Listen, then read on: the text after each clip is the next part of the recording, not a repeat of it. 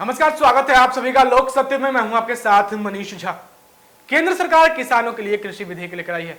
एक नहीं बल्कि 3 कृषि विधेयक लेकर आई है, जिसमें पहला है कृषि उपज व्यापार वाणिज्य विधेयक 2020, दूसरा विधेयक है मूल्य आश्वासन और कृषि सेवा पर किसान समझौता 2020 और तीसरा विधेयक है आवश्यक वस्तु संशोधन 2020। इन कृषि विधेयकों के जरिए केंद्र सरकार का कहना है कि इससे किसानों को फायदा पहुंचेगा, किसानों को लाभ मिलेगा।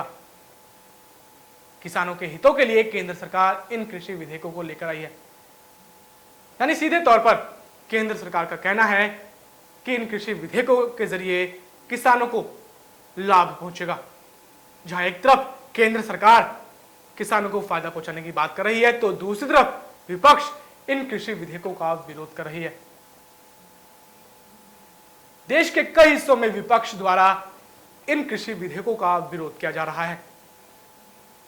विपक्ष में कांग्रेस पार्टी बढ़ चढ़कर केंद्र सरकार पर किसानों के लिए अहित काम करने का आरोप लगा रही है। साथ ही साथ केंद्र सरकार को किसान विरोधी बता रही है। जहां एक तरफ कांग्रेस केंद्र सरकार पर आरोप लगा रही है, तो दूसरी तरफ कांग्रेस के ही एक निष्कासित नेता ने कांग्रेस पर ही आरोप लगा दिया है। जी हां, जहां एक तरफ कांग्रेस पार्टी केंद्र सरकार पर आरोप लगा रही है कि केंद्र सरकार किसानों के अहित के लिए कार्य कर रही है, तो वहीं कांग्रेस के ही एक निष्कासित नेता ने कांग्रेस पर ही इसके उलट आरोप लगा दिया है। कांग्रेस के निष्कासित नेता संजय झा ने कांग्रेस पर आरोप लगाते हुए कहा है कि जो कांग्रेस पार्टी आज इन कृषि विधेयकों का विरोध कर रही है, यही कांग्रेस पार्टी 2013 में एपीएमसी एक्ट को हटाने की बात करती थी। यानी सीधे तौर पर कांग्रेस के निष्कासित नेता संजय झा ने कहा है कि कांग्रेस पार्टी ने 2013 में कृषि उपज विपणन समिति कानून को हटाने की बात कही थी, और अब यही कांग्रेस पार्टी इन कृषि विधेयकों का विरोध कर रही है। 2019 के मैनिफेस्टो में भी कांग्रेस ने इस बात को अंकित किया था कि यदि कांग्रेस पार्टी की सरकार आती है तो कांग्रेस एपीएमसी एक्ट को हटा देगी। साथ ही साथ कांग्रेस पार्टी ने उस दौरान कहा था कि एपीएमसी एक्ट से फलों और सब्जियों को हटा देंगे, जिससे इनके दाम को कम किया जा सके।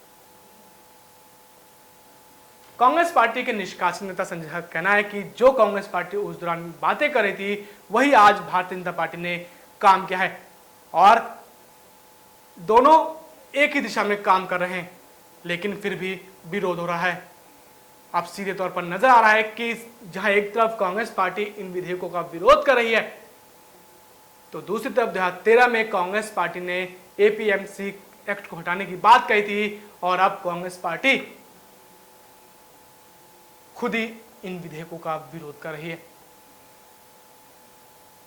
हालांकि देश भर में इन कृषि विधेयकों का विरोध हो रहा है, और अब सीधे तौर पर केंद्र सरकार से मांग की जा रही है कि इन कृषि विधेयकों को हटा दिया जाए।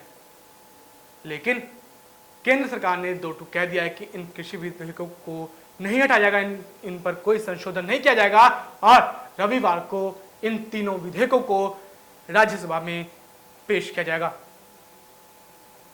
अब देखना यह है कि जिस प्रकार से इन कृषि विधेयकों का विरोध हो रहा है, यह विरोध आगे कहां तक जाता है और किस प्रकार से केंद्र सरकार अपना अगला कदम बढ़ाती है।